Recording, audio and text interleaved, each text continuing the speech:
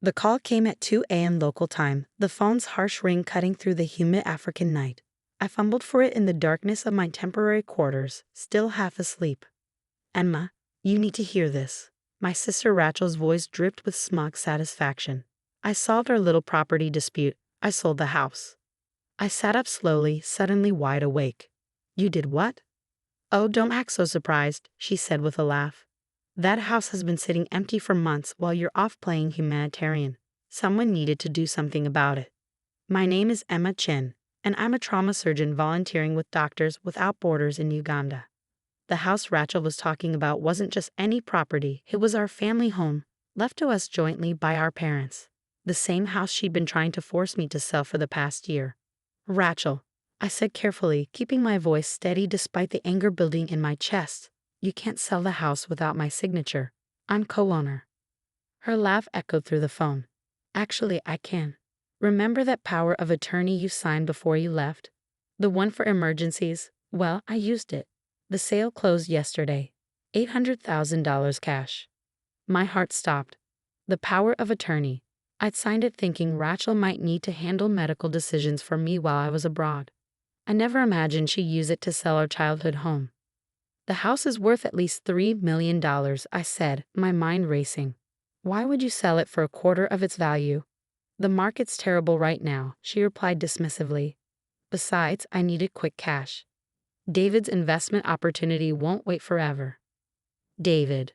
Of course, my sister's husband of 2 years, the financial genius who had already burned through their savings with his get-rich-quick schemes.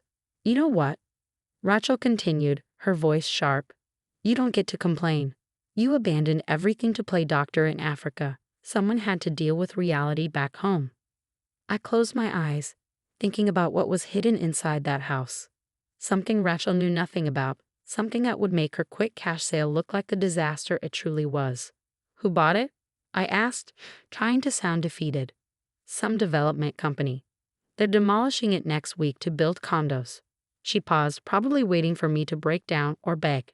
When I didn't, she added, I'll have your share of the money transferred to your account. Minus my finder's fee, of course. Of course. Rachel had always been like this, entitled, selfish, convinced that everything should go her way. Our parents' death 2 years ago had only made it worse. When's the demolition scheduled?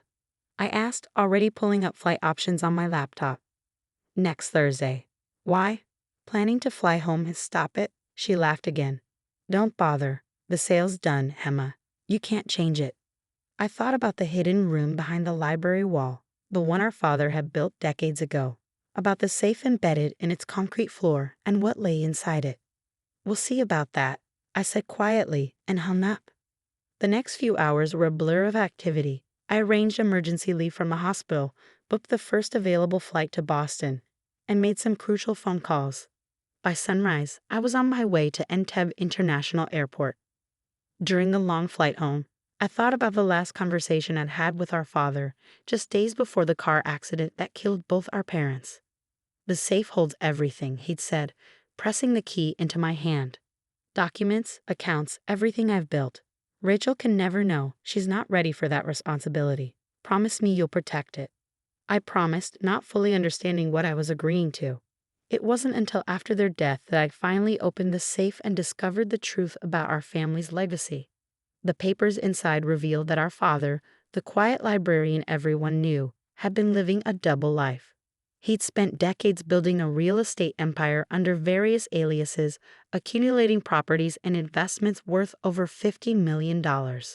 All of it hidden, protected, waiting for the right moment to be revealed. I kept the secret, just as he'd asked. Even when Rachel started pressuring me to sell the house, I'd held firm. The safe and its contents had to be protected. Now, as my plane descended into Boston Logan International Airport, I pulled up the text I'd received from my father's old lawyer, Benjamin Wong. Documents ready. Meeting set for tomorrow. She won't know what hit her. Rachel thought she'd won. She thought she'd finally beaten her older sister, the one who'd always played by the rules. But she had no idea what was coming. As I collected my luggage, another text came through, this one from Rachel. Demolition team's doing a walkthrough tomorrow. Last chance to say goodbye to the old place. I smiled despite my exhaustion. Perfect timing. The taxi ride to my old apartment was surreal. Boston had changed in the months I'd been gone. Or maybe I had. The familiar streets felt different somehow, charged with purpose. I unlocked my apartment door, dropping my bags in the entryway. Everything was exactly as I'd left it, covered in a thin layer of dust. I went straight to my office, to the locked drawer where I kept my most important documents. The key to the safe was there, along with copies of everything inside it. Proof of our father's empire, documentation of every property, every account, every investment. Rachel thought she was selling a $3 million house. She had no idea she was sitting on the headquarters of a real estate empire worth 50 times that amount. My phone buzzed again. Benjamin Wong. Everything in place for tomorrow. Are you sure you want to do this? It will destroy your relationship with her completely. I thought about Rachel's laugh when she told me about selling the house. About all the times she'd taken advantage, manipulated, and schemed her way through life. About how she used my trust against me, abusing the power of attorney I'd given her. Unsure, I texted back. Some relationships need to be destroyed. Tomorrow would change everything. Rachel thought she was clever, selling the house quickly and quietly, but she was about to learn that our father had taught me far more than she'd ever known. I sat down at my desk and began reviewing the documents I'd need for tomorrow's meeting. Every detail had to be perfect, because when the dust settled, Rachel would finally understand what it meant to truly lose everything. And I would be there to watch it happen. The morning dawned crisp and clear as I pulled up to our family home for the last time. 2 black SUVs were already parked in the driveway, one belonging to the demolition company, the other to Rachel and David. I checked my watch, 9:15 a.m. Right on schedule. Rachel was standing on the front porch with David, watching as men in hard hats conducted their preliminary inspection. She froze when she saw me step out of my car. "What are you doing here?" she demanded, her designer heels clicking against the wooden boards as she marched toward me. "I thought you were in Africa." "Surprise," I said calmly, adjusting my blazer. "I caught an early flight." David hung back, shifting uncomfortably. He'd always been wary of me, perhaps sensing that I saw through his smooth-talking facade. "You didn't need to come," Rachel snapped.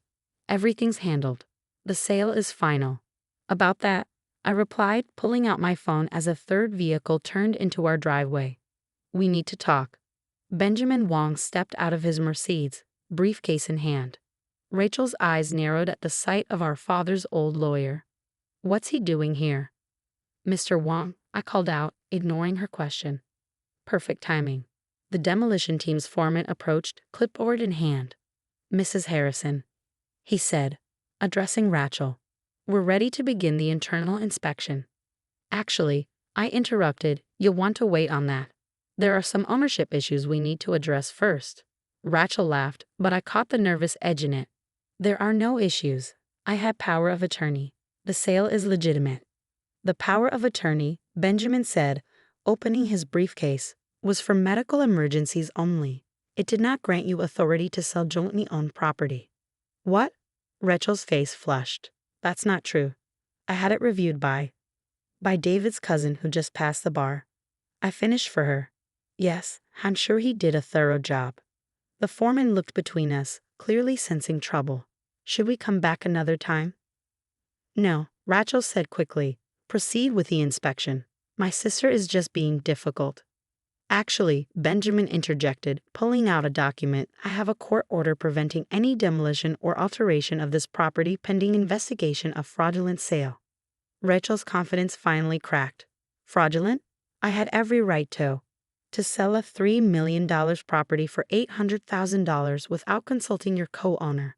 I asked quietly, "To use a medical power of attorney for a real estate transaction, to facilitate what appears to be deliberate property value manipulation?" David stepped forward, his salesman smile in place. "Look, Emma, if you're unhappy with the price, maybe we can." "This isn't about the price," I cut him off. "This is about what's inside the house." Rachel rolled her eyes, but I caught the flicker of uncertainty in her expression. "Inside, it's empty. We cleared everything out months ago." I turned to Benjamin. "Should we show them?" He nodded, pulling out another document. "Ms. Chen, would you like to do the honors?" I led the group into the house, through the familiar hallways to the library. Rachel's heels echoed on the hardwood floors, her nervous energy palpable. "What is this about, Emma?" she demanded. "If you're trying to stop the sale." "It's too late for that," I said, stopping in front of the bookshelf that had always been our father's favorite. "The sale was void the moment you signed the papers. But that's not why I'm here." I reached for the hidden latch behind Shakespeare's complete works, the one our father had shown me years ago. With a soft click, the entire bookshelf swung forward, revealing the hidden room behind it. Rachel gasped. David swore under his breath. The demolition foreman took an involuntary step back. "What? What is this?" Rachel whispered. "This," I said, stepping into the concrete room, "is our father's real legacy. The one he didn't trust you to know about." I knelt down and opened the safe embedded in the floor, the key turning smoothly in the lock. Inside lay decades of our father's careful planning, property deeds, account statements, corporate documents. Benjamin began laying out papers on the table. "Your father," he explained, "was more than just a librarian. He spent 30 years building one of the largest private real estate portfolios in Massachusetts, all under various aliases, all perfectly legal, all carefully hidden." Rachel stared at the documents, her face pale. "How much?" "The current market value," Benjamin said, "is approximately $50 million. David's eyes went wide. Rachel grabbed the edge of the table for support. "And you," I said to my sister, "just tried to sell the corporate headquarters of this empire for $800,000 to a shell company that, I suspect, is owned by David or one of his associates." David took a step backward, but Benjamin's assistant was already blocking the doorway. "The FBI is very interested in this transaction," I continued, "particularly given David's history of failed investment schemes and the suspicious timing of the sale." Rachel's legs gave out, and she sank into our father's old leather chair. "You knew," she whispered. "You knew all this time." "Dad told me everything before he died," I confirmed. "He made me promise to protect it until the right time." "And you didn't tell me?" Her voice cracked. "Your own sister." I looked at her, really looked at her. The designer clothes, the perfect makeup, the entitled attitude that had defined her entire life. "Dad knew you weren't ready," I said softly. "And he was right. The first chance he got, you tried to sell his life's work for pennies on the dollar." Benjamin cleared his throat. "The FBI agents are waiting outside. They have some questions about the attempted sale and the potential fraud involved." Rachel's head snapped up. "Fraud?" "But I had power of attorney." "A medical power of attorney," I corrected her. "Using it for real estate transactions is fraud. Selling property significantly below market value to a connected party is fraud. And doing it all without proper authority is definitely fraud." 6 months later, I sat in Benjamin Wong's office, signing the final documents that would restructure our father's empire. Rachel and David were both facing federal fraud charges, their assets frozen pending investigation. "Everything's in order," Benjamin said, sliding the papers into his briefcase. "The foundation is established, and the scholarship fund will launch next month." I nodded, thinking about how our father would have approved. The bulk of his fortune would now fund educational opportunities for underprivileged students, turning his secret empire into a force for good. "Have you heard from Rachel?" he asked carefully. "Not since the indictment," I replied. "She tried calling a few times in the beginning, alternating between threats and tearful pleas for help. But after I testified about her fraudulent use of the power of attorney, she finally understood that there was no going back. The house still stood, though I'd had it completely renovated. The hidden room was now a secure office, its existence properly documented. The demolition company had been revealed as a front for David's latest scheme. He planned to flip the property for its true value once the fraudulent sale went through. My phone buzzed. A message from the hospital in Uganda. "When are you coming back? We miss our best surgeon." I smiled, thinking about how different my life was from what Rachel had imagined. She'd always seen my volunteer work as running away from real life. She never understood that I'd chosen that path precisely because I could, because our father had secretly ensured we'd never want for anything. "The FBI finished their asset trace," Benjamin said, pulling up some documents on his computer. "It seems David had set up quite an elaborate network of shell companies. He was planning to use your father's house as collateral for some substantial loans." "Let me guess," I said dryly. "More investment opportunities?" Benjamin nodded. Rachel claimed she didn't know the full extent of his plans. She knew enough, I replied. The evidence had been clear: emails, phone records, bank transfers showing she was fully aware of the scheme to defraud me. Standing at the window of Benjamin's office, I looked out over the Boston skyline. Somewhere out there, Rachel was preparing for her court date, probably still believing she was somehow the victim in all this. Your father would be proud, Benjamin said quietly. Not just of how you protected his legacy, but of what you're doing with it. The Scholarship Foundation had already selected its first recipients, bright, ambitious students who reminded me of our father. The quiet ones, the careful planners, the ones who understood that true success wasn't about quick profits or shortcuts. My phone buzzed again, this time an email from the real estate management company. The first round of renovations on our father's properties was complete. What had once been hidden was now being transformed into affordable housing units, community centers, and educational spaces. Do you ever regret it? Benjamin asked, exposing everything. You could have just stopped the sale quietly, kept the secret. I thought about Rachel's laugh during that late-night phone call, her casual dismissal of everything our father had built. No, I said firmly, some secrets need to be revealed. Some lessons need to be learned. Later that evening, as I packed for my return to Uganda, I found an old photo album. In it was a picture of Rachel and me as children, sitting in our father's library, surrounded by the books that had concealed his empire. We were smiling, unaware of the secrets hidden behind those shelves. I closed the album, thinking about how differently things had turned out from what either of us had expected. Rachel had thought she was seizing an opportunity, never imagining she was actually destroying her future. I had become the keeper of our father's legacy, not just protecting his wealth but transforming it into something meaningful. The next morning, as my plane took off for Uganda, I received one final text from Benjamin. Guilty plea entered. Rachel took a deal, 3 years with restitution. I turned off my phone, watching Boston disappear beneath the clouds. 3 years was nothing compared to the lifetime of trust she'd broken. But maybe, just maybe, it would be enough time for her to understand what our father had known all along. That true wealth isn't just about money, and true success isn't built on shortcuts and schemes. As for me, I had patience waiting, lives to save, and a legacy to fulfill. Rachel had tried to sell our father's house for a quick profit, never knowing she was sitting on an empire.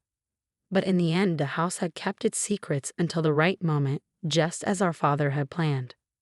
Sometimes, I thought as the plane headed east, the best revenge isn't about destroying someone else's dreams. Sometimes, it's about fulfilling your own and letting them watch from the sidelines as you build something greater than they could have imagined. The house still stands in Boston, its secrets now transformed into opportunities for others. And somewhere in Uganda, there's a hospital where a surgeon works to save lives, carrying on a different kind of legacy, one that can't be measured in dollars or deeds, but in the lives touched and the changes made. That's the thing about legacy, after all. It's not just about what you leave behind. It's about what you choose to build with what you've been given. And I chose to build something worth more than all the quick profits Rachel had ever dreamed of. That's a revenge that would have made our father proud.